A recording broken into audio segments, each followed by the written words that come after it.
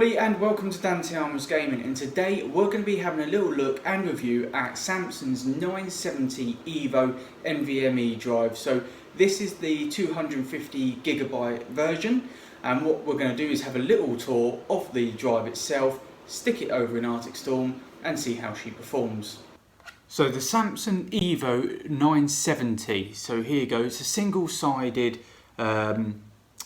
sort of chip, making it easier for cooling. I'm actually going to be using this in the Threadripper build to run the OS off of it. So obviously heat spreaders being on one side, it makes it easier, and here's the 2280 heat spreader off the Aorus Gaming 7 X399 motherboard. So it's going to pretty much just sit like that and obviously cool it from one side, which is absolutely brilliant. So it's quite small, and you don't need to take the sticker off here either to be able to use it.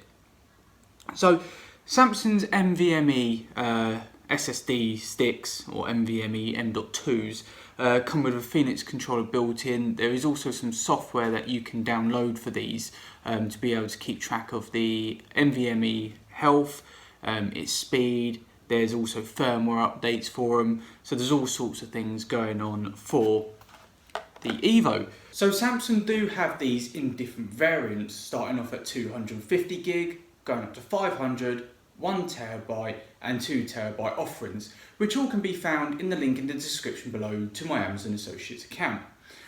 All the NVMEs as well do have a different lifespan, but generally speaking of about 1.5 million hours written, which equates to I think about 171.2 years, which is very, very good. They will last. The endurance of these do depend on basically the configuration of which you use the storage. So I wouldn't suggest using the whole amount on here because you will slow down the drive and you will cause it to break. However, the 250 gig starts off about 150 TBW or terabytes written, all the way up to the 2TB and having up to about 1.5 thousand terabytes written. So again, like I said, very, very good, very good performance, should we say, within the drives themselves. So the drives do run off PCIe 3x4 lanes, so which can be found obviously on your motherboard on the M.2s, which are placed roughly around this section here, of which I will show you how to install one in just a moment. And if you're looking for performance, they are 30% faster over the previous generation. However, if you want a little bit faster, Samsung do these in their Pro lineup. So what we shall do now is take the camera on over down there and I shall show you how to install one of these.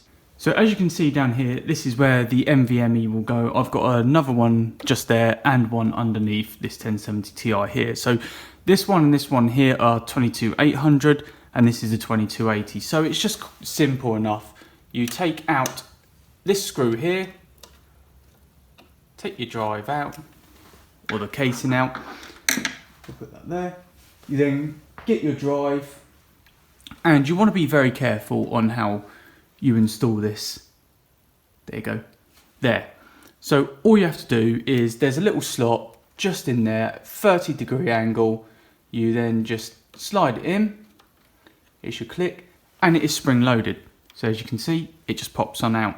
Now on the heatsink itself, you will see this little lug here, which goes in just above the M.2 drive itself. So you just find out where the little slit is, which is somewhere around there, and you just push it in.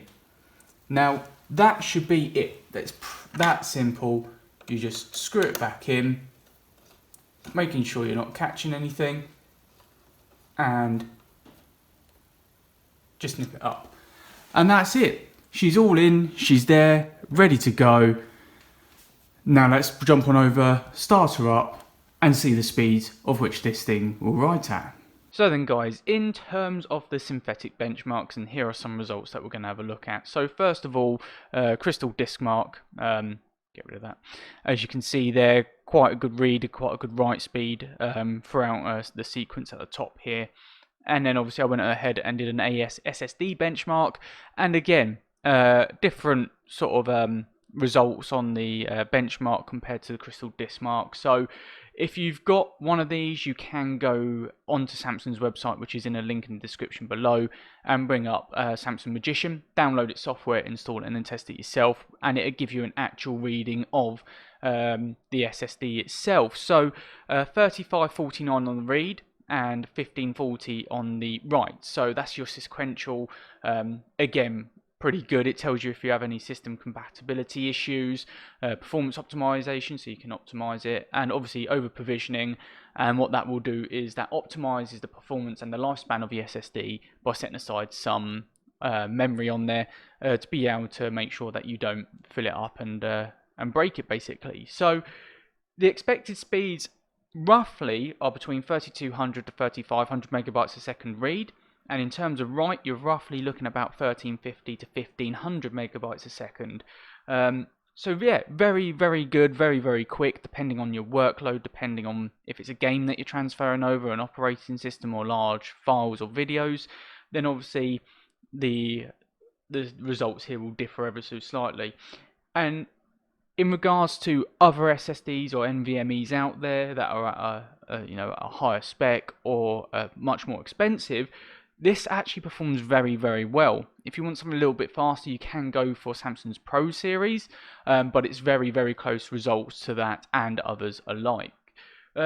So here is, if I just bring up this here, as you can see, this is Samsung's website. So you just go to support, tools and software, and this is where you find everything. So Samsung Magician, obviously data migration, which is a brilliant tool. Download that and you can migrate your software from your current operating system. So if you've got an SSD already, you can data migrate it forward to the NVMe. From a hard drive straight to the NVMe I wouldn't do, because you can potentially corrupt the files. So yeah, fresh installation on an SSD or an old installation on an SSD and convert and migrate it straight on over to the NVMe, you should be absolutely fine. And the answer to probably everybody's question that they have on their mind, is it worth getting? Yes, definitely. So I had an Integral V series SSD and it took me around about 50 seconds to load into Windows. With Samsung's 970 Evo, it only took me 20 seconds. So the speeds there are much greater, it loads a lot quicker, and you can get a lot more done.